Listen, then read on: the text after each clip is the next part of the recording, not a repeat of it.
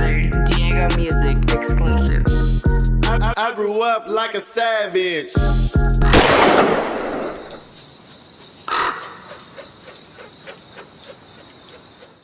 One, two, 1, 2. You now rocking with the No Vultures podcast. You got me, myself, Lord Rap. You got OG Clee still going away on a vacation. Free OG Clee. He will be coming home shortly. Free OG Clee. He will be coming home. He done finally knocked that joint out, man. You know what I'm saying? And today, we got some very, very, very, very special guests. Now, if you a part of this culture, if you've been a part of this culture, if you love this culture, and you looking at what you looking at right now, and you see these two guys, you know, we got Mount Westmore, right? But you know, on every team, you got your starters, and then you got your role players, and you got your six-man people coming off the bench. And if you see these dudes right here, then you already know what they about. Pillars in the game, legends. And today on No Vultures, we got Ant Banks and we got MC Eiht on the motherfucking podcast today, man. How y'all brothers doing? Good, bro. It's all good, man. Everything Absolutely. is gravy. What's up with you, Rad, baby? Man, what's happening, man? That's right. You know what I'm saying? Good Long to see overdue. you, bro. Yes, sir. Unfortunately, man, these good brothers just went through the welcome to Oakland situation, man, where the cars got bit, man. We got to, you know what I'm saying? This is a part of why we had the OGs talking so they can give y'all some of this game so y'all can find some real hustles instead of breaking in cars, man. That was dope fiend shit when they came up. You feel me? But Definitely. I just want to get a No Vultures disclaimer to you, brothers. Banks, I know you familiar with us, and you know, Eiht, I just want to let you know, man, I love everything you do, and you was even in this world. But you know, the way the game was before, a lot of us coming out of the game, nobody ever talked about shit that ever happened, right? We didn't talk about politics. We didn't talk about shit on the records, and you know, people wasn't as exposed. These days, you know, in order to be in the game, you got to give up a lot more of your life, right? So as seeing podcasts and seeing people do this journalist shit, you know, I felt obligated to start a podcast to keep it real. You know what I'm saying? Coming from where I come from, I had an obligation to just talk to people and humanize us. You know what I'm saying? We come from real situations. Absolutely. You feel me? So it ain't about drama. It ain't about somebody dying. It ain't always about that. It's about celebrations and it's about history. You feel me? Absolutely. So That's right. I just had to tell y'all that, man. Man, first things first, man. Thank y'all again. Man, thanks for having me, bro. Yeah. Definitely. Absolutely. Yeah. Eiht, I want to start with you. Born and raised in Compton. Mm-hmm. Literally. Yeah. Trag new. Yeah. What was that like growing up in your time, and like what did you see? Because that your era and your age is the beginning, like the actual essence. Well, I probably grew up like, you know, any regular kid around, you know, 5 or 6, you know, cartoons and shit like that, and maybe dreams of playing football or being a policeman or fireman and that type of shit, you know. But it was just living where I lived, growing up where I grew, you know, around what I saw, you know, being in a home, you know, single moms, you know, back then poverty was at its highest, you know what I'm saying? So you're forced to grow up in areas like Compton, Long Beach, you know, South Central Watts, whatever. Not that I downplay where I grew up at because, you know, it made me who I am today, but I saw the typical, man, you know, niggas gang banging and niggas down the block with fancy cars and, you know, and I'm watching people like my moms and them and trying to get by on 2 cents and shit like that, but it's niggas my age and shit down the block hustling and shit, you know, making bread. So I took that typical route, you know. Where I'm from, you gang banging, trying to sell a little shit, you know, you getting into it with the enemy. So that's what I saw as my youth. And that's what basically gave me the tool to start writing about what I was seeing in my area. A lot of my music was, you know, niggas on the block hustling, you know, getting harassed by the police, being stuck in poverty, trying to find a way to get out. But a lot of us looked at serving and gangbanging as that was it for us. You know what I'm saying? Shit, when I started rapping and making records, I still thought that the neighborhood was the place for me. You get me? I come off tour, I go straight to the hood. It's what I knew, you know what I'm saying, as an adolescent, you know what I'm saying, growing up. Like they say, it's no place like home. So I thought the neighborhood was my home, you know.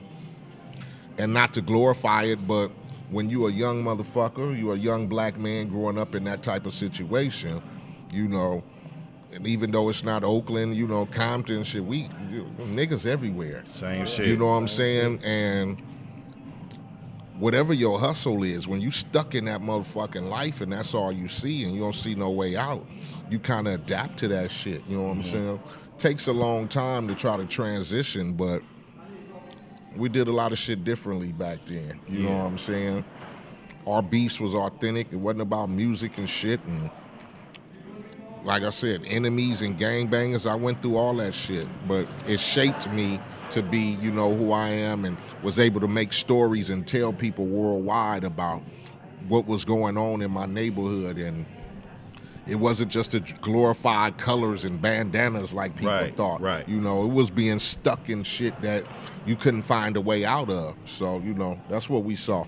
I heard you say in an interview that, yo, rap influence early was East Coast, right? Yeah. And that was a lot of us because, you know, I grew up, I'm a little bit younger than y'all, but for the D-boys, like, listening to Boogie Down Productions wasn't a not common thing. We listened to that, listening to, you know, whoever. Just I would listen to Poor Righteous Teachers, but I'm in the hood in Oakland, right? Well, I was too, because, you know, really, honestly, down in Southern California, we didn't have no rap, really. I mean, in my early days to start, shit, we didn't have shit. Yeah. All our shit was electronic shit, you know, Electric Kingdom and Bobby Jimmy and the Critters. That shit, that funny shit, you know, Roaches and that type of shit. We didn't have no identity as Southern California West Coast niggas and shit, you know. What was the? I gotta ask you this, because even in gang culture and in gang, like lock popping and locking and shit was huge, right? Right. So so like having a Herbie Hancock beat playing, or a who else am I thinking about? Was it Grandmaster Flash? Them people popping Kraftwerk and shit like that. That's what we listened to. That shit. Our shit was a lot of Parliament heavy, oldies, you know, stylistics, you know. The hood niggas would listen to George Clinton, Atomic Dog, Funkadelic, Flashlight, you know.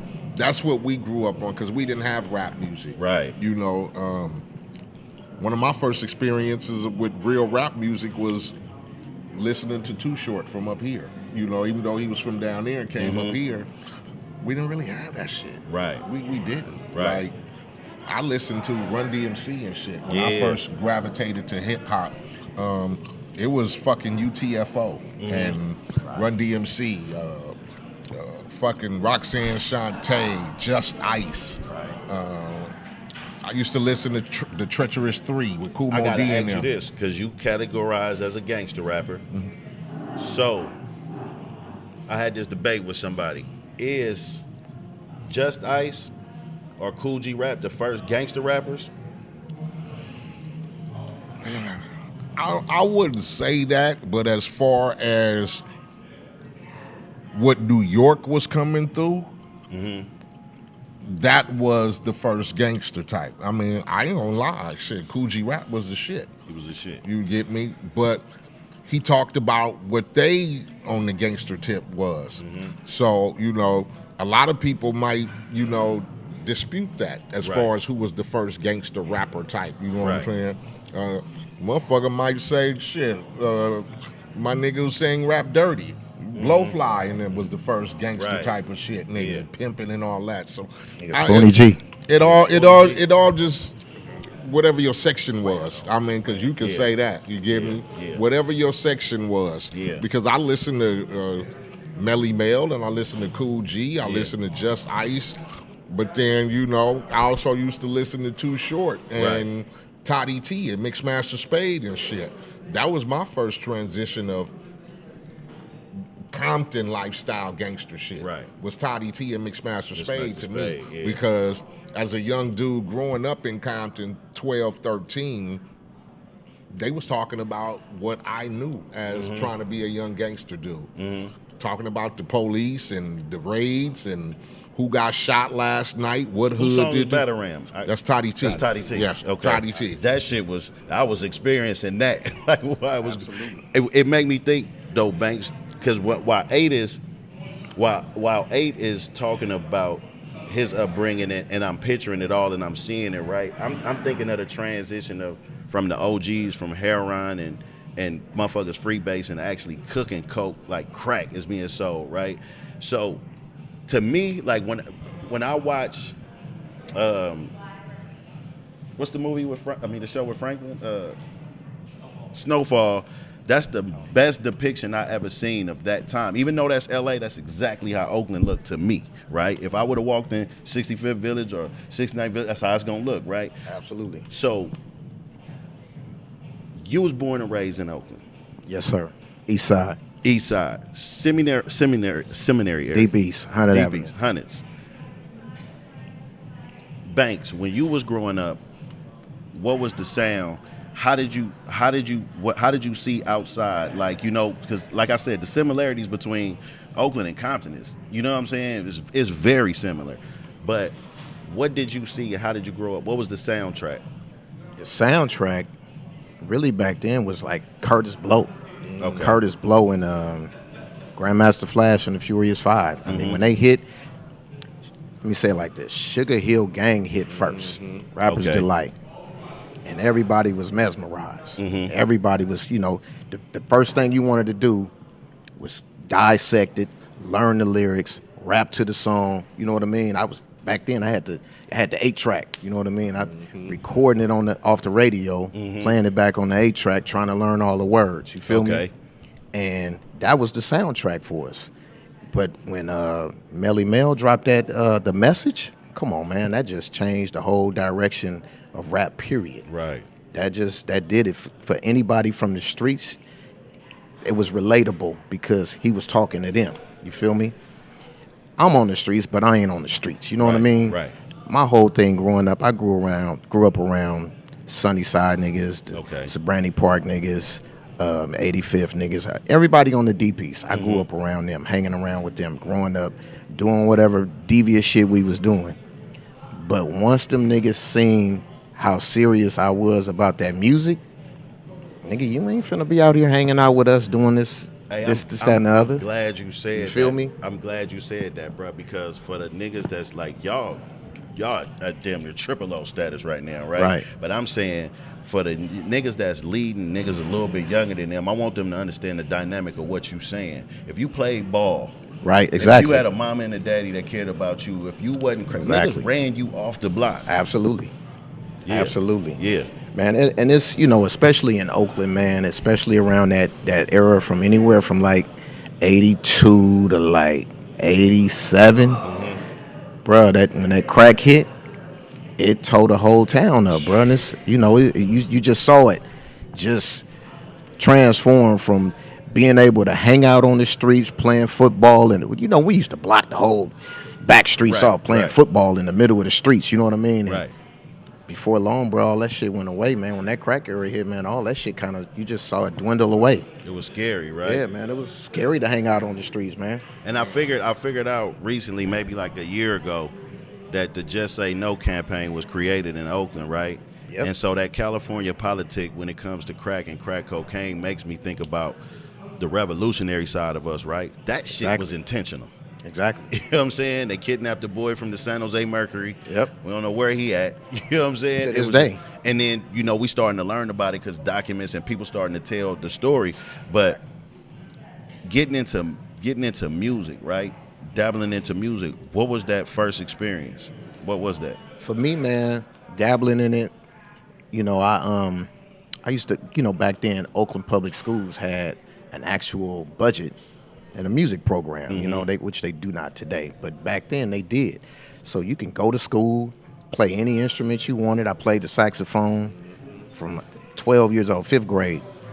And, you know, we was going home playing classical music, taking this classical music home, man. I'm talking about Mozart and Beethoven and shit like that. And I'm like, man, you know, after a couple of years, that shit got boring. Right. You know what I mean? I'm like, man, I'm sitting there listening to Parliament. I'm listening to Cameo. I'm listening to all these records with these funky horns going on. I'm like, man, I'm finna learn how to play this shit. Right.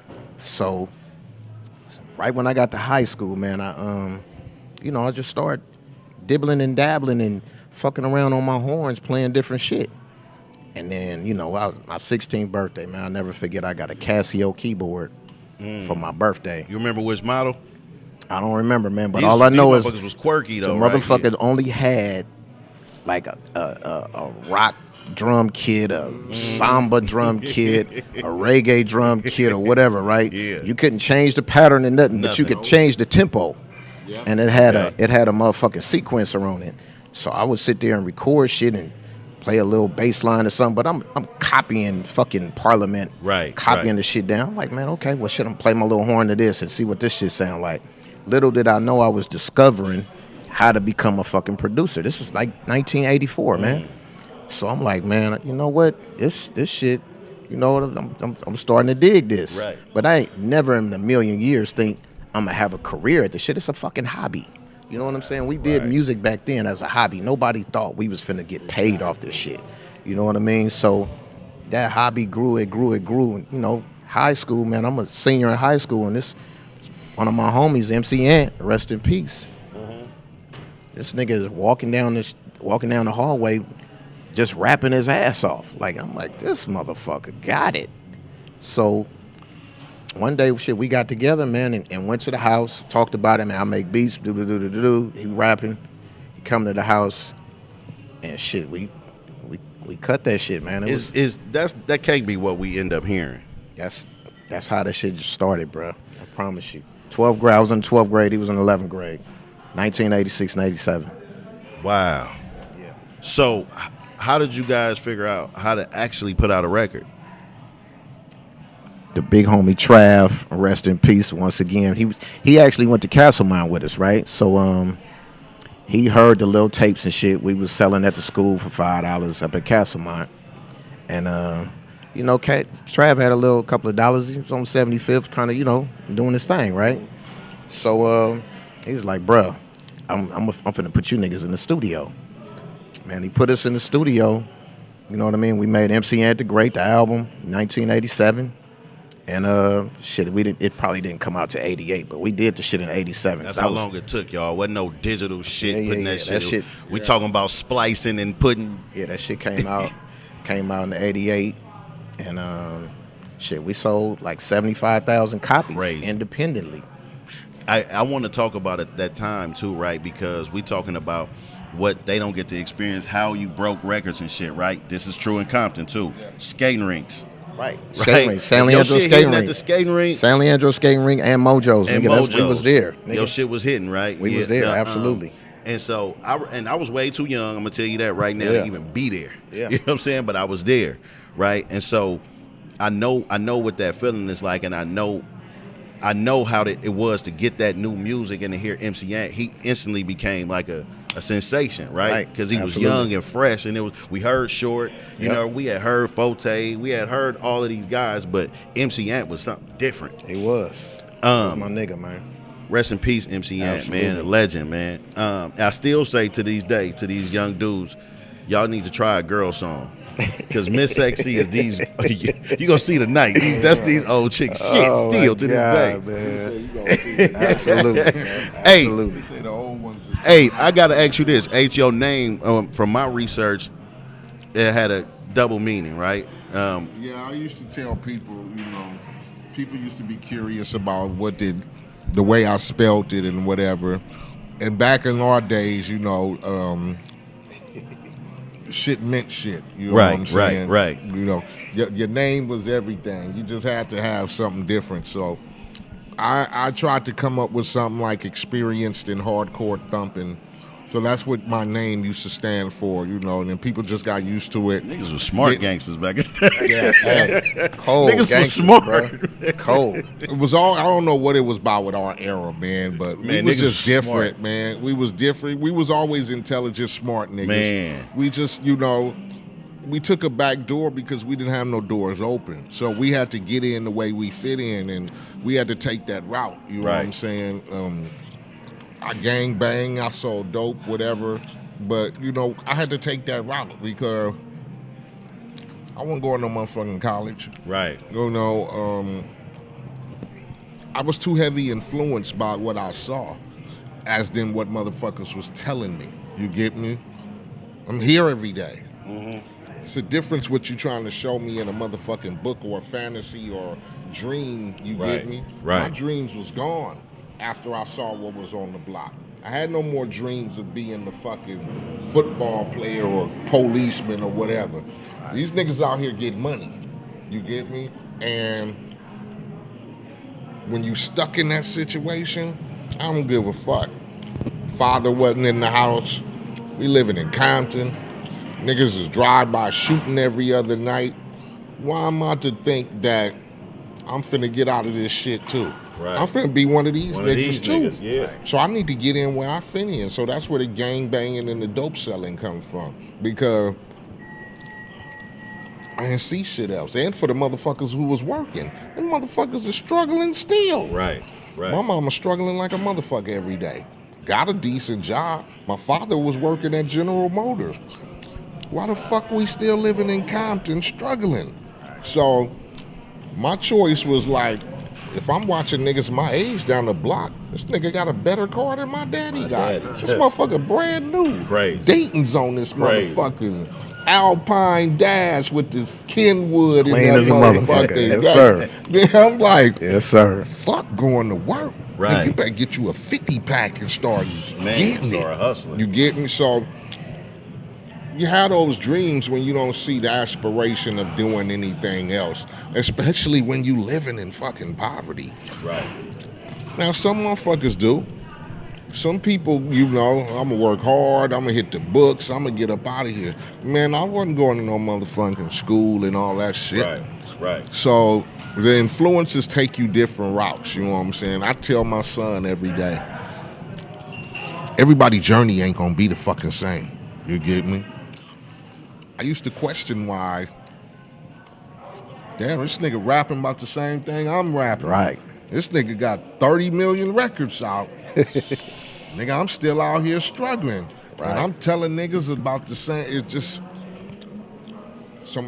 everybody's journey ain't the same. I gotta go back to that time in my life. Same time we talking about MC Ant and Ant Banks. This is all in the same rotation. Yeah. I discovered CMW, the blue tape. Right. Now, I bought it both ways. The blue tape was official, but y'all remember them bootlegs used to be in the liquor store in the cabinet. Oh, definitely. The Arabs had them for sale, right? So We actually had 2 tapes out though. y'all had 2 We had out. a blue tape and a clear tape because Oh. the clear tape was the radio version. Oh, okay. Yeah. Okay. I'm sure I had them both, Yeah. right? We And- had the company made us do it. Okay. Because who knows? But you know how, when you signed to the major labels back then in our days, they make you do stupid shit.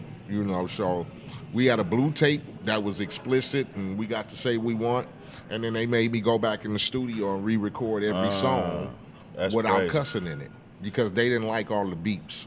Back Yeah, then, the nigga one beep time out Gaffled some us shit. up beat. One time Gaffled us up video got the most beeps in history. Yeah. Go So- back and look at that. That used to come on the That box, motherfucker nigga. That was- They shit. made me go back in. That and motherfucker was the They made me go shit. back in and re-record the whole album and replace words. Right. So, but yeah, we had 2 tapes. That tape, man, I tell you, man, for real, like, if I had to, like, just talk about times in my life where that's what I was listening to for that moment. Mm-hmm.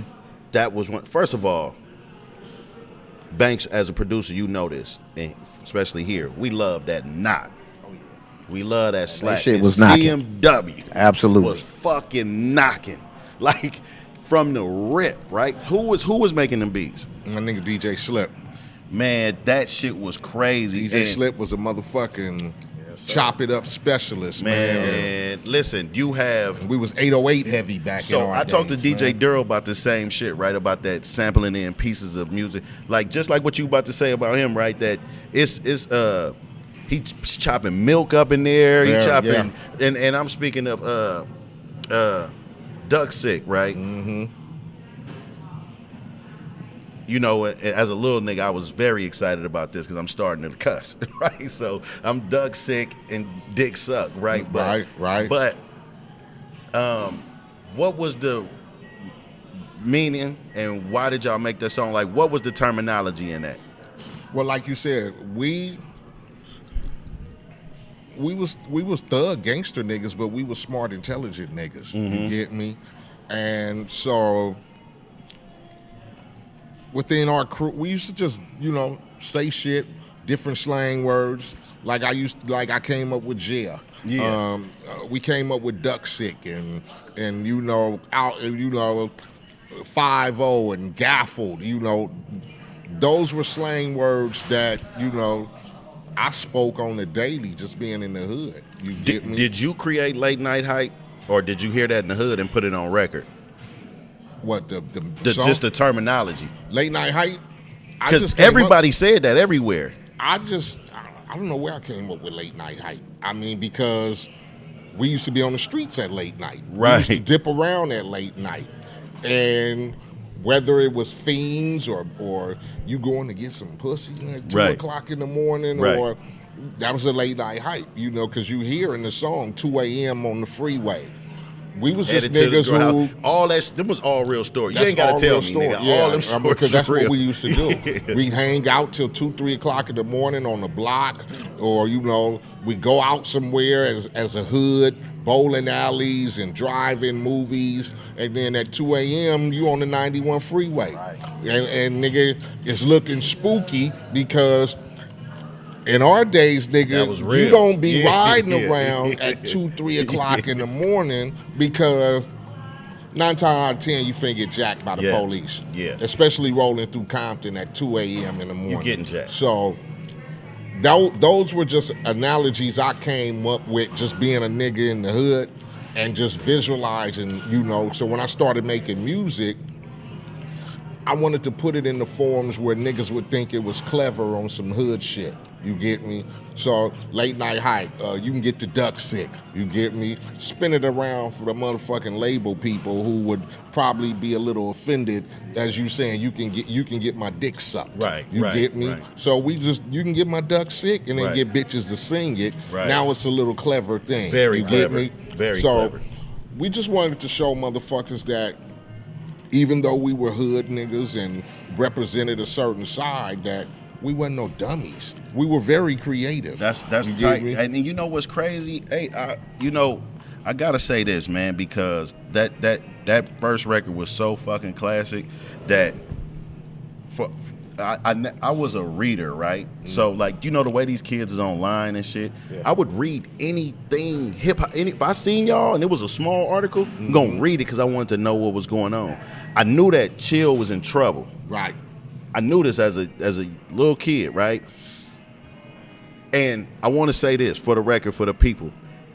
Eiht is the first person that was talking about niggas on the run. This is before Nori. No disrespect to Nori. I don't know. OTR, baby. You know what I'm saying? There you go. But niggas on the run. And he said it in hella songs, bruh. He said it in hella songs. And even after niggas on the run, you know what I'm saying? And after that, it was still, whenever it was an Eiht album, it was still featuring CMW. Yeah. I always thought that was raw as fuck, bro. Like, you know Clever, what I'm man. saying? Keeping that name going. Keeping the Clever. name lit. Now Banks, same time, we rolling down the same timeline. Was your next expedition into this shit meeting Bruce and Pooh? Yep.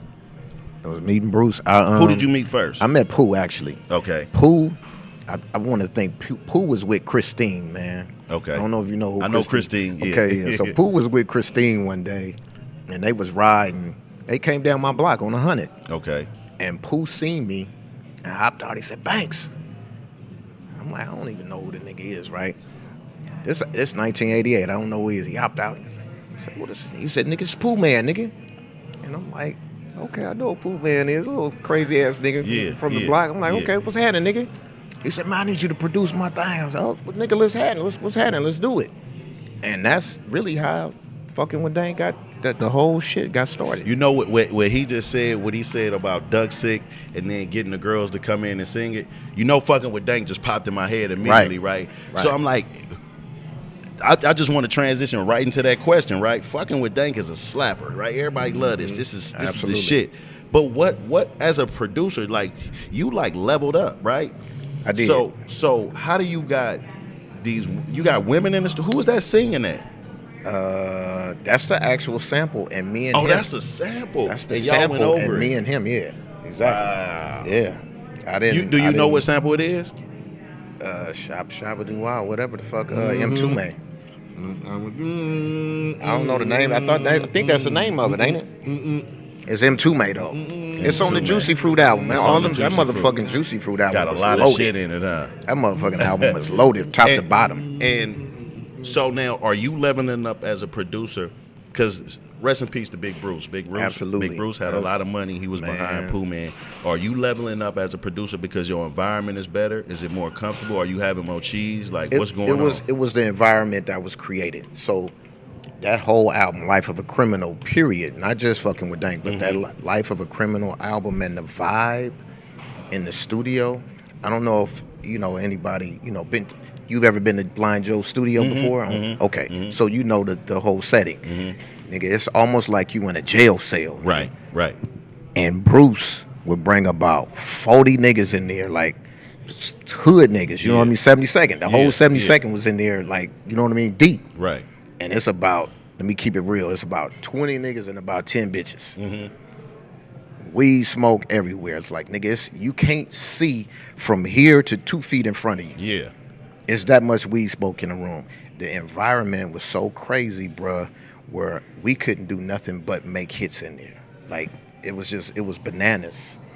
You standing room only, like, nigga, you gotta wiggle around just to move over or something. There's so many people in that one little ass room, man. Is this when the rapper Ant Banks was created? Absolutely. Because you wasn't like you, and I'm gonna keep that's a whole nother story, because the rapper Ant Banks really wasn't even created then. That's a whole nother story. That's a whole nother monster. Okay. But the whole shit of how the whole environment, man, of because the way you was coming in on them records, you was Pooh's. But that was the first. Let me get to that. Okay. So the environment that we had was conducive to making the shit that the way it sounded, Life of a Criminal. It couldn't be nothing else but that. The whole fucking with Dank scene, the hit, every song we did on that motherfucking album was based on the vibe that was created in the room. This is the funny shit. I went to the studio every day with no beats, nothing in my mind to do nothing. Pooh goes with no raps, nothing written, no nothing. I swear, man, we just showed up to the studio. This is unheard of at this time. We showed up to the studio every day and made and one of them records came out of there every day with nothing, no ideas to do nothing. It was the environment, brother. I'm telling you, it's the vibe that was created in that studio every day. Said, this is what we finna do today. Wow. I promise you. Because a lot of records was done and then redone. Right. Was that for In a Minute, or was that for another deal? That was done. So basically, the whole Life of a Criminal came out. Poohman, we sold like 150, 200,000. Actually, ridiculous. So 200,000 units independently, and that's ghetto gold is what we call it. You know what I mean? You can do the math. 200,000 units, $10 a unit. Do the math. Yeah. Independently. So, when Bruce passed away, Short came in, and Short was like, man, y'all niggas is doing this, that, and the other. Man, I got the situation going on. I'm signing Dangerous Music, the production deal with Jive. Woo, woo, woo, woo, woo.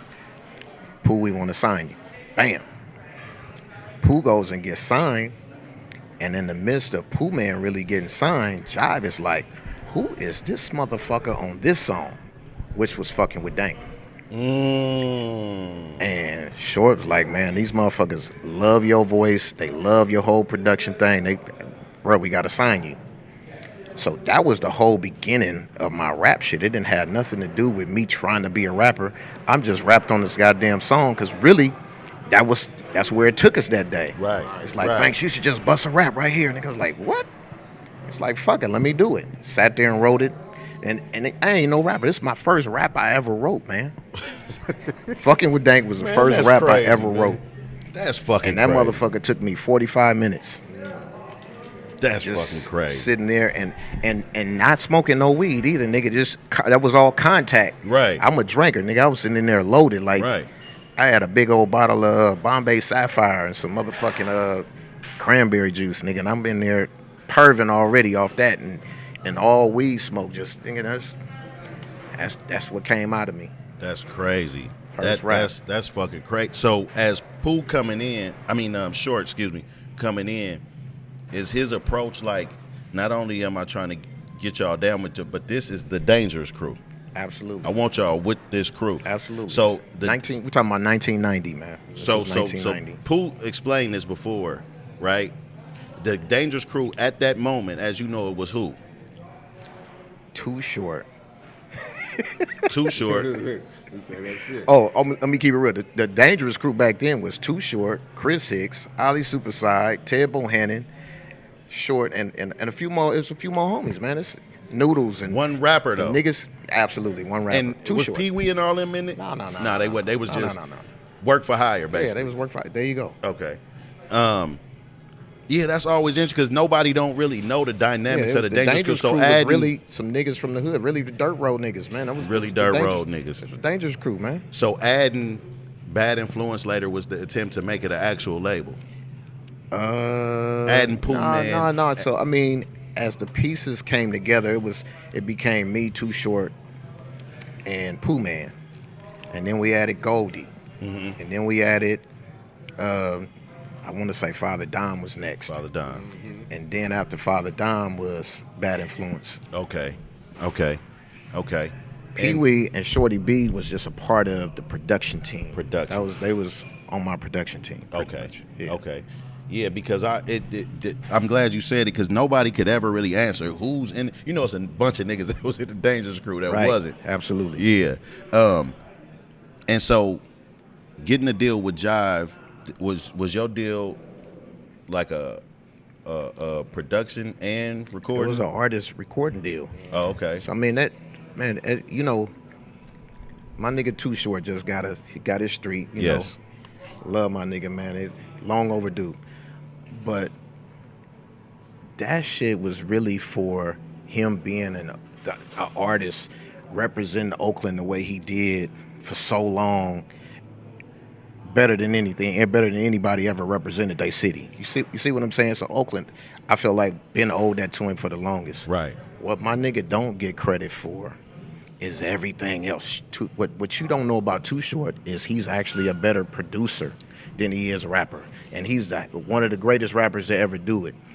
But as far as producer, you gotta remember all that shit Short did before was produced by Too Short. And continue to be sampled now over and over and Nigga, over and over. When you look at Born to Mac, when you look at Life Is Too Short, when you look at Short Dogs in the House, He was still producing up into that that point? motherfucker produced 90% of that shit on that album. Oh, man, come on. I thought he was done by that That time. nigga is, man, I learned so much from him as a producer when I signed to him in 1990. I'm thinking I'm already polished. You know, I done got MCN, I done got Poohman, I got Spice One, I got Dangerous Dame. I done blew all these motherfuckers up, right?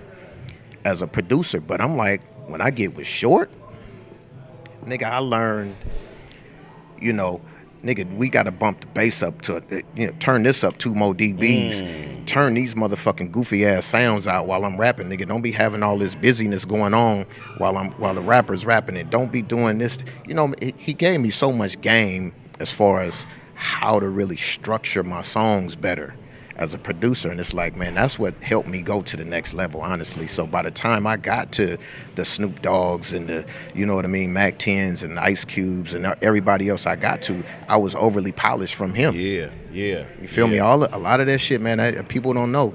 Too Short, and think about the people that he actually put in the game, man. Like me and Lil Jon and a whole bunch of, it's a whole roster full of motherfuckers he done threw in the game that he still don't get the credit for. Nah, he don't. You know what I mean? So I'm like, man, my nigga Too Short is gotta go down as nigga top 5 on anybody's list as the greatest motherfucker in this motherfucking hip hop shit. That's ever, real. Ever. That's real. And ain't I nobody be tired of them history books when they don't have that nigga name in there as one of the greatest rappers of all time. You know, I see everybody else's name, but damn near, but my niggas, man, and my nigga, we know.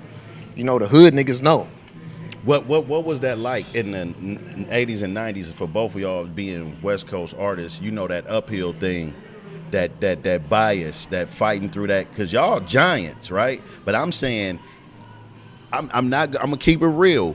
When you had those writers from The Source, when you had those writers from, you know, these different publications, the West Coast wasn't Exactly. You know what I'm saying? They Under speaking on no us like circumstance, that. and we had everything Absolutely. from niggas like Farside and High Road to Yep. gangsters. You know what I'm saying? We had everything. Yes. So what was that like? Because I always wondered, like, being a legend, especially, and doing legendary shit, like being looked at as just another West Coast artist.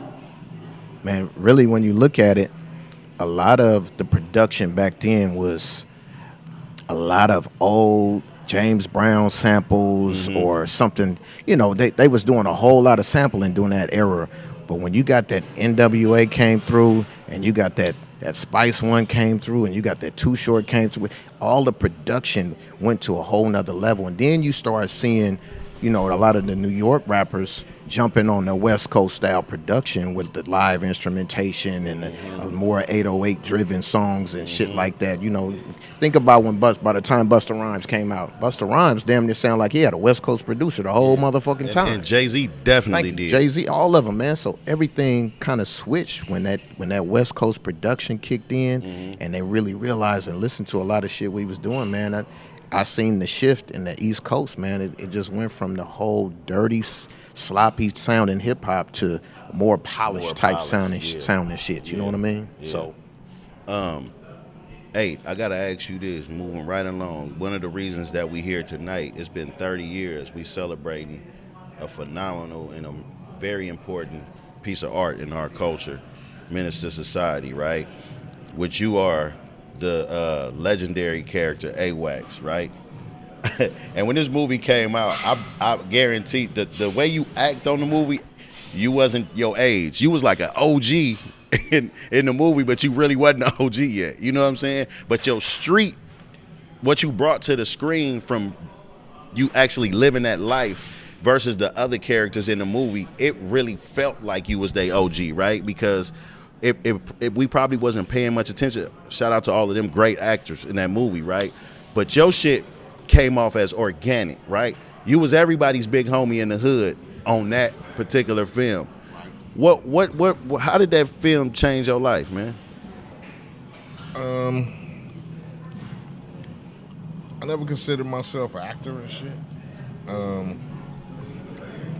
Shit I was doing in the neighborhood every day because I was still in the hood at that time. So I got a chance to ad-lib a lot of shit and just be myself in the movie. As far as my career, it took us to another status. The movie was accepted, everywhere, worldwide. People could, feel what the story we was trying to portray in Menace. Everybody's had struggles of trying to make that pull of, should I be the righteous kid and go straight and whatever, or should I be with the homies and shit like that? So it changed it to the fact where people started, for some of the people who didn't know about Compton's Most Wanted and MC Eiht, they got a chance to see Eiht in a different light. They got a chance to really getting to what MC8 and Compton's Most Wanted was about, you know, as long as we had been in the hip-hop field. A chance to take me places that I probably would have never went. So Menace did a lot for as far as my career, but I never tried to chase movies after that, like I was an actor or some shit like that. Like I said, it dealt with something that I was used to and had seen a long part of my life as far as growing up in the hood. So I think it just gave a light for people who didn't know what struggles a lot of young black men had to go through growing up in the hood with you know, no parents and influences of the gang and the hood and the homies. Because let's face it, you know, we all go through that transition where homies on the block, we won't be on the block too. You get me? Especially when you have the mind state and attitude like, you know, nothing scares me or whatever, I'm a whatever. So, but it changed a lot. You know, it gave me a chance to see shit outside of Compton.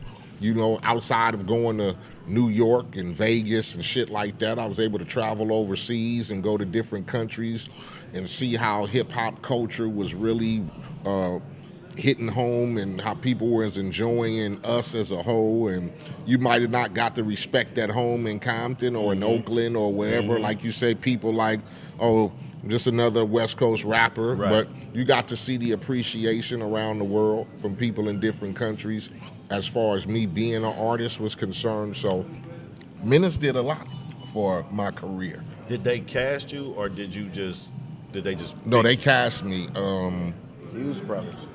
Hughes Brothers. Hughes Brothers came and got everybody, bro. Hughes Brothers was going to school, college in LA. I mean, Southern California, Pomona. They was living, whatever, going to school, film school. So them being in LA at the time and, you know, being on the West Coast, as far as the birth of our music, you know, was getting popular. They was able to witness all these dudes, you know, turn on the box, and you can see some Too Short, Eiht Ant Banks, and MC8 and Compton's Most Wanted. And so when they got to doing this movie, they basically went down the list. And for the fact that movies was generating for hip-hop rappers at the time. Cube did Boys in the Hood. You know, they did South Central. You know, Ice-T was in the Breaking movies. And so we started getting a little tag. You know, Pac did Juice and shit like that. So from there, these directors start going, let's throw us a rapper in here. Right, you know? right. Because hip-hop is getting real popular. They're making money, you know. Kids across the world are tuned in. So they start throwing rappers. So, yeah, I got a call. I was on tour. Got a call. Hughes Brothers doing a movie called Menace to Society. Hey. I was already like, these motherfuckers ain't finna fuck with me. Because niggas didn't fuck with me. You get me? Yeah. Right. I felt like my presence in Compton's Most Wanted, and, you know, niggas are still wearing Pendletons and khakis and shit, and them niggas ain't finna fuck with me. Right. And then when they say they got Ren reading the same part, I'm like, that shit is automatic. Yeah. What the fuck are they wasting my time for, man? But for some reason, they liked the way a nigga could read, you know, and they called me back, and then they called me back again, and then next thing you know, they was like, hey, we need you to come in because we gonna hire you for the part, and the rest is history. That's fire. So I wasn't like one of them niggas who had an agent and heard that they was getting ready to and go down for the auditions. I wasn't thinking about none of that shit. None of that shit, yeah. Yeah, so the crazy part about it for me was I still remember the Hughes Brothers was out here in Oakland. They was filming a Spice One video. I can't remember which one it was. It might have been I think it was Welcome to the Ghetto. It might have been Welcome to the Ghetto. And they came by Dangerous Studios. This was when the movie was just being talked about, bro. It wasn't even nowhere near production. They didn't even have the script. Well, they may have had the script, but it was nowhere near production. Right. They came to the studio. Had a meeting with me, Short, Randy Austin. I want to say Poohman was there too. No, it was just me, Short, Randy, and Pooh. Me, Short, Randy, and the Hughes brothers. And they ran down this movie, told us what it was about and all that, and offered Short the O-Dog role. Wow. I promise you. I was supposed to score the movie and, produce a lot of people's songs on the soundtrack, this, that, and the other. And they offered Poohman a role. They offered me a little role, whatever. And Short, being Short, just like him, like, man, I ain't no actor or nothing, man. Short, like, man, I'll come make a cameo in it and do something on the soundtrack and blue, blue, blue, blue, blue, blue, blue. And that's kind of how that whole little situation went. Wow, that's crazy. That was real. That's some real shit, too. That's fucking crazy. I never heard that. Short would have been an O-Dog in that motherfucker if he said, fuck it, I'm finna do it. Damn. That's fucking crazy, man. Yeah, I man, love the that's way crazy. They painted the California culture, and I had seen the article on this. What I noticed is the dumbing down of actual gangs in there. It shows gang culture, but not actual gangs. Yeah, they didn't want to really depict, gang. I mean, it's got the Grape Streets in there. They in there. They got a couple of blood homies in there, but they didn't want to depict the movie with certain sets and colors and shit like that. So that's why you never heard of an actual gang or hood they was from.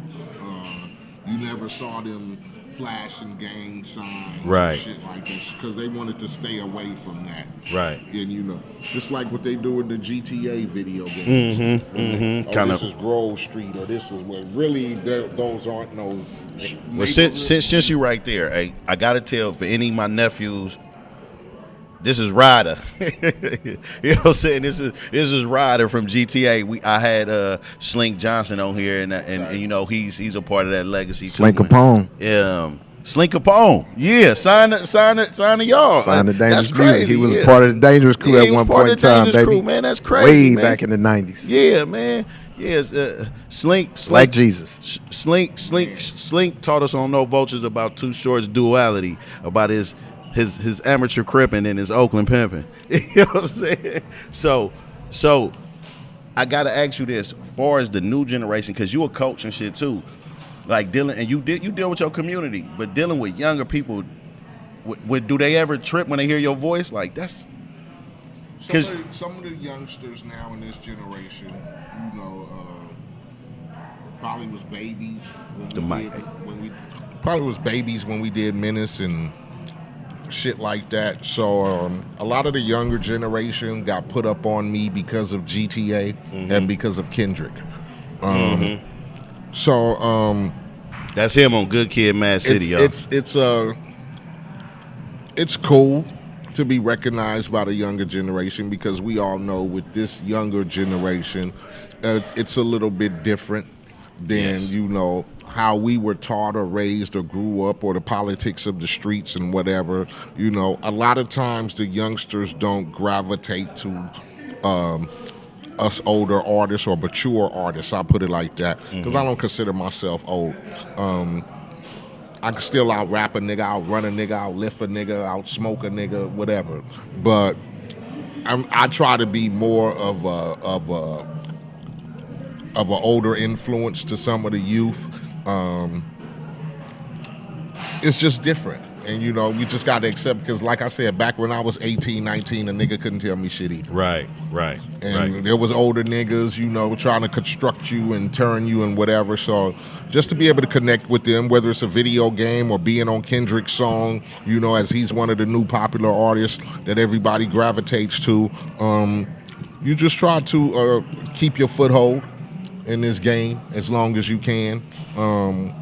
Try to show them that there was a difference, between how shit went down when I was a youth and coming up as to how shit you see now. It's very different.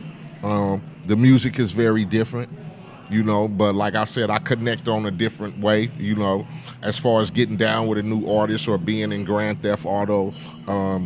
That's how I try to stay and connect with the youth. I got an 18-year-old son, so he's that same era.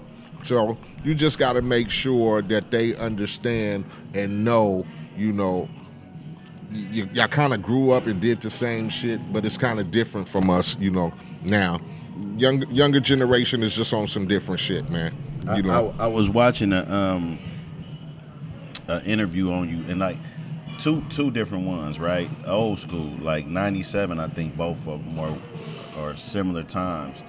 One of them was with you and Quik when y'all squashed the beef, but the other one that I found was real interesting was like, I don't think I heard nobody in 1997 talking about moving out the hood the way you did and articulating, like, if you wanted to survive, like, and you wanted to have a quality of life, that this is the decision you had to make. Like, you was, like, niggas was still, like tripping at this time. I'm talking about your peers. Yeah. Like, where you got, because you was already on some other shit, like, from the rip. Like, well, like, where did that come from? Is that just going back to, like, I've always been smart? Maturity. I mean, like I say, when I first started my rap career, nothing was more important to me than being in the hood, being from the hood. There was nothing else for me. You know, I got unity. I thought I got love, you know, loyalty from the neighborhood. So I was one of those dudes who didn't want to be looked at as, oh, that's that nigga now. You get me? I didn't want to be looked at as that. So I felt it very important for me to try to keep a foothold in the neighborhood. But you still got jealousy in the hood. Like a motherfucker. They seen it now with You still got enemies from the other side. Police don't give a fuck that I'm MC Eiht. They still finna pull me over and harass me because they recognize me as just being for that nigga from the hood. This wasn't Black Lives Matter time, y'all. You ain't pulling no phone out. When I'm still having run-ins, and you got to start thinking about, I don't want to have no motherfucking run-ins. Man. You get me? I want to get up and go to the gas station and be able to just go to the gas station and get me a pack of cigarettes, blunts, or whatever. I want to be able to roll down the street and pull up somewhere and go get something to eat and not worry about if a couple of niggas gonna pull up. Right. Now, that don't defeat the purpose of trying to disprove who you are or how tough you are, but I want to be a normal motherfucker. Absolutely. I mean, you get me? You can't beat the streets, man. You can't beat the streets. I want to be a normal motherfucker. I want to walk into the grocery store and be able to buy my own groceries without niggas looking over their shoulder going, yeah, that's that nigga. Yeah, that's that won't you. You can't even do your shopping because you worried about getting to the car because you thinking niggas finna trip. Yep. You can't live that down even though you can mature, right? I could live in Compton all my life and be a mature nigga. But that don't mean you are. Right, right. That don't mean niggas we had beef with for the last 30 years is. Right. You get me? Right. I could shake every nigga here standing hand right here, but that don't mean a nigga ain't, man, fuck that nigga. You know what I'm saying? And you don't even know me. I ain't never blasted on you. I ain't never whatever, or fucked you over on some dope money or nothing. It's just niggas who literally despise you because of who you are. I can't be living like that, man. I can't be living like that. The interview of the lady. Especially when I got a girl and kids. A family. I don't want my son or daughter going to school and they getting sweated because ain't your motherfucking daddy Eiht? Yeah, fuck that. Because of your Fuck that. So it just made me go, fuck what a nigga think. If they don't think I'm true or I'm hood or whatever. I get the fuck out of here. You get me? Because, come on, man. 9 times out of 10, you stay in the hood, you dead or you going to jail because I done stayed, you know. I'm buying niggas guns and dope and shit, and I'm trying to be Eiht, but I still got the homies in the hood that need straps and they need yay and shit. So now I'm supplying niggas and Wrong move. you gotta make it. It's just like my nigga Ant said. It's just called maturity. So when I had the opportunity to get my ass up out the hood, I was like later. And shit, it's been 25 years later, and everything is great. I can go outside in my front yard, you know. People ain't worried about who there, you know. Neighbors is just like, hey, how you doing today? Right, you know, right. I can go to the grocery store. I can go to the motherfucking gym. I can go to the mall. I can do normal shit that every other person does, and don't have to worry about, you know, what nigga don't like you because you ain't from this side or you ain't from that side. Because it's still going on today. Whether you like it or not, it still go down. I'm the type of nigga that go, if you can avoid shit, just be smart and avoid it. I'm not asking for shit. Only way I can avoid shit is by getting away from it. Like you said, you gotta be smart. So Before we get out of here, there's a couple things I want to cover in this perfect transition from where you at with it, right? Being a rapper, starting to get to that point where you actually successful, trying to leave out your environment, people trying to drag you back, or just having. Well, I asked you this first, Banks. So, because we was at the point where the Dangerous crew was happening, going to Jive, that eventually went bad, right? With the Pooh situation, the deal. What actually happened in that situation? Because it ended up being diss songs made. It ended up being friends turned enemies. Right. So I'm gonna tell you like this. So when I signed, let me put this in perspective too. This is 1990. Mm-hmm. Right. So when I signed with Dangerous Music with Too Short,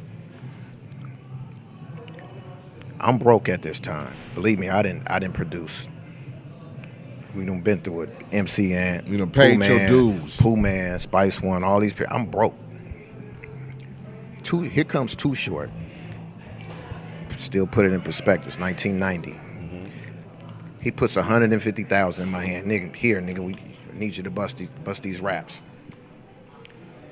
He put another $150,000 in my hand and said, "Here, nigga, this your publisher, nigga. This everything you write from now on, nigga, you gonna get that. Go $300,000. Here, nigga, here another $100,000, nigga. We need you to produce Poohman album, $400,000. Here, nigga, here go another $100,000. We gonna do my Shorty the Pimp album too. It's $500,000. He give me another $25,000, nigga. We finna do this Juice soundtrack. This when Juice was popping. All this shit happened in a matter of a month. God damn. So I went from having no money, broke as a motherfucker, to over $500,000 in my hand that this nigga just put in my hand. Crazy. Right? So after the whole funk situation, Poohman album comes out, it didn't do the numbers that we expected it to do. Did the label have any creative process? Because he sounded like a different Poohman on that album. Right. It was us. Okay. So let me tell you why, and I blame myself too on that. So what happened with the Poohman project was why he sounded like a different Pooh. There was no Bruce. There was no environment at Blind Man Joe's. It was us in a whole new studio, in a whole new environment, with a deadline to turn this album in on this particular Took away day. The creativity. Exactly. So we kind of went in there. The vibe wasn't the same. I hated the single. Everything wasn't exactly. Come on, bruh. And it wasn't so much that the album wasn't really good. It just wasn't put together the way we really would have done it had we had, let's say, 2-3 more months to sit back and analyze and say, okay, let's go back in there and retwist this. Let's go back here and add this. That's what we had. We had the time to do that with Life of a Criminal. Yeah. So getting back to the story where with Poohman, the whole little situation, how it went bad, was the album didn't do the numbers that we thought it was going to do.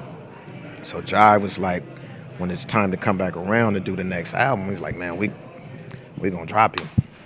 So when he got dropped from Jive, he was like, okay, well, what we going to do on the Dangerous side? They was like, well, shit, you can just go and do what you want to do. He's like, well, fuck it. Fuck y'all then. Y'all don't want to fuck with me. Fuck y'all. And his whole thing with how me and him fell out was, man, come on, man, we finna go back over here and do this woo, woo, woo, woo, woo. Like, and nigga, I'm I was like, broke over and I'm like, hold on, bro. This man just put all this money in my hands, and you want me to just come back and go independent with you? I'm doing cool. My album cool. They just signed me on to do my whole second album. I'm good.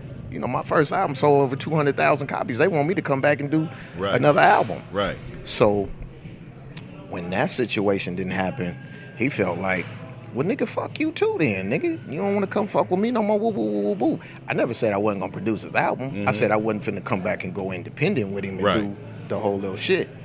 So me and him fell out at that point, and that's what it was all about. It really wasn't no nigga fuck you or some Right. some real ass street shit. It was, that's all it was. It was more or less like a kind of like a divide and conquer situation where Right. it's like, nigga, if you don't come over here and fuck with me, it's, you know, woo, woo, woo, woo, woo.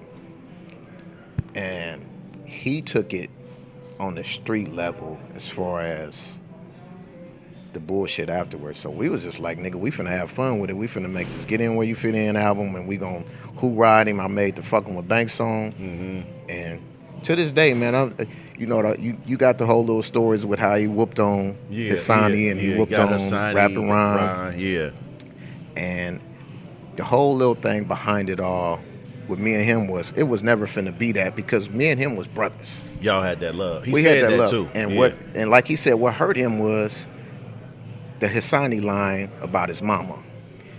Let me tell you something. Too Short told Hassani, bro, we can't do the mama thing on there. And Hassani said, man, fuck that nigga. That's what we doing.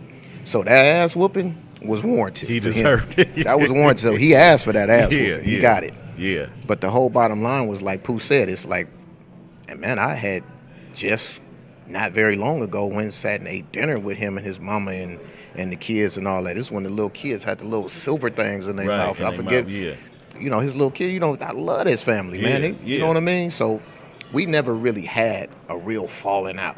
It was just, we was making songs back and forth at each other. And when we finally got to see each other, we embraced each other, and it was love.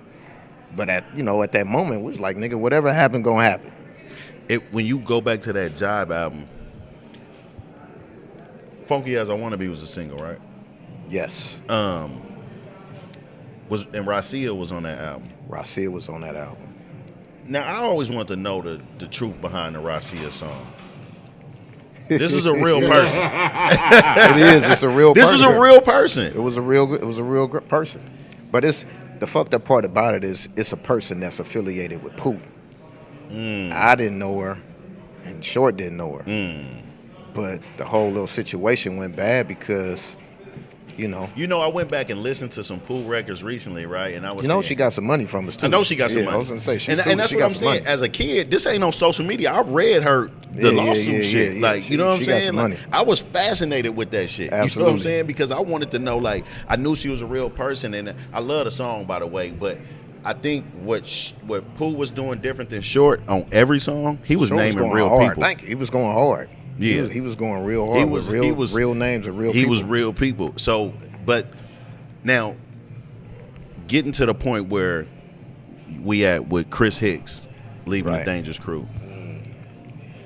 Chris he Hicks got never these really artists. Left. Chris Hicks He was never really in. left. He was okay. He was just a part of. He was one of Ted's boys. Okay. Let's just keep it like that. He say his stories that he say he was one of Ted's boys. One of Ted's boys. Come on, man. And keep it real. He discovered Loonies and Drew Down. I will give him that.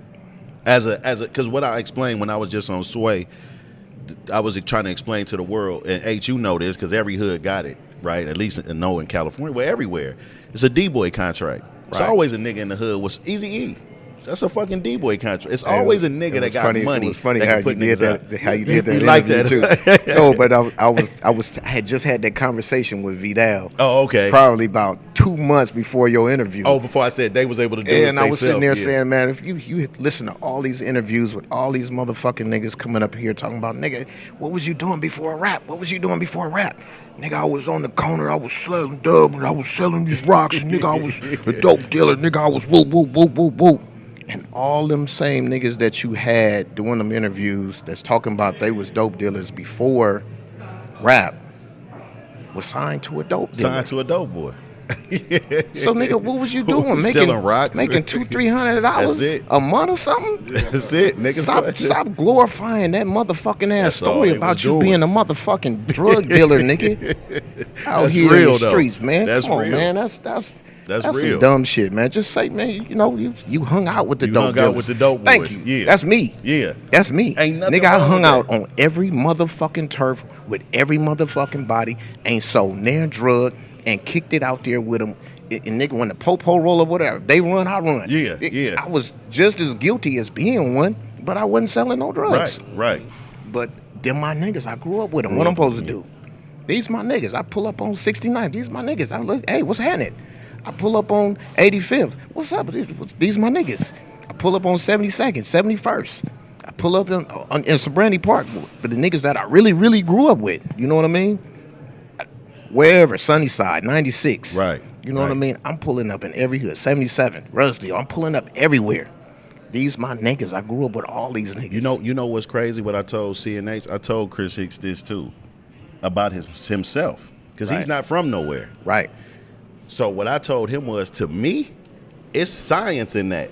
Nigga, if you ain't from nowhere and you survived, There you go. Because you know that's food.